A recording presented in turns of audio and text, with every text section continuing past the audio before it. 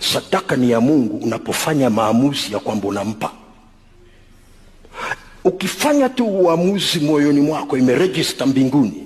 Labda kama ukufanya uamuzi kwa imani, ukishasema tu kwamba hii kiwanja ni cha Mungu, ni cha Mungu tayari. Okay, sasa wakaamua kukipiga bei ili wapeleke thamani yake kanisani.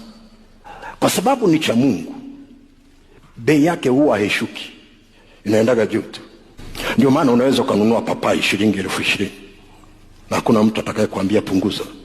Nakumbuka tuliuza tikiti moja kutoka kwenye shamba letu moja, tikiti moja shilingi milioni 1 kwenye mnada uwanjani.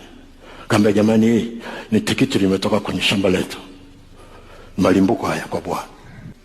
Sasa nikuulize swali, unaweza kwenda kununua tikiti sokoni milioni 1? Sasa unisikilize, ndicho kilichomponza Anania na Safira, kwa sababu bei ya kiwanja ilienda ikawa juu sana kuliko bei ya soko, na wakaona kabisa hakuna mtu anayewaona, wakazuia nusu. Sasa wao walifikiri ni wao wanaozuia.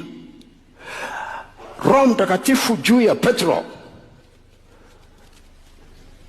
akawaambia, kwa nini, kwa lugha ya kawaida akasema, kwa nini mmempa nafasi shetani awasukume kufanya maamuzi ya kuzuia sehemu ya sadaka? Alafu akawaeleza tena sentensi, akasema, kiwanja kilipokuwa cha kwenu, si kilikuwa kwenu? Mlipouza ile thamani, si ilikuwa kwenu? Kwa lugha nyingine, mna mamlaka juu ya maamuzi, juu ya fedha mlionayo, juu ya kitu mnachotaka kutoa sadaka. Mmempaje nafasi shetani kwenye maamuzi?